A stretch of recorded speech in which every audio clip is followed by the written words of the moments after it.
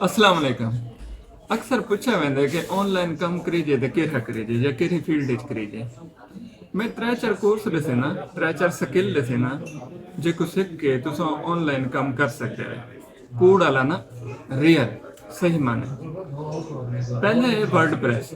तुस वर्डप्रेस सीखो जिंदे विच वेब डिजाइनिंग होंदी है, वेबसाइटां बणीਆਂ ते उंदी बेस ते तुस ऑनलाइन कम कर सकते हो। दूजा तुस वो कमर्स सीखो। वो कमर्स च क्या होंदा है कि जेह्ड़े शॉपिंग वेबसाइट होंदे न, जेह्ड़े ई कमर्स करदे न, लोग अपने प्रोडक्ट सेल करदे न, उ'नें तुस वेबसाइट बना के दे सकदे हो। त्रीजा तुस शॉपिफाई। शॉपिफाई का आजकल बहुत ज़्यादा ट्रेंड है। शॉपिफाई सीखो।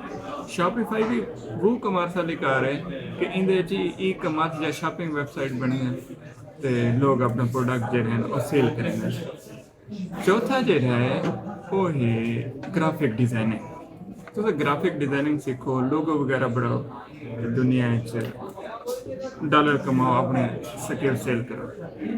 इन्हें सारे तुहाको दो तरह के लोग मिलते हैं। एक वो जिन्हें दा हाँ सड़िया बता से जेह्ड़े आखन अस सीखे तो साको रुपया ही आज तक नहीं मिले। दूजे वो मिलते हैं जेह्ड़े लख रुपए कमाने बैठे। इन्हें च फर्क क्या है? फर्क ये है कि ये लोग सही माने च सीखे कम किते ने, एक्सपीरियंस है ते हुण कमांदे बैठे माशाल्लाह। दूजे हैं जिन्हें आरजी सीखे बस थोड़ा बहुत सीख के ते प्रोफाइलां च बढ़ाए ने ते बस डॉलर कमाउण पै गए ते हासिल उन्हें को कख नहीं किया।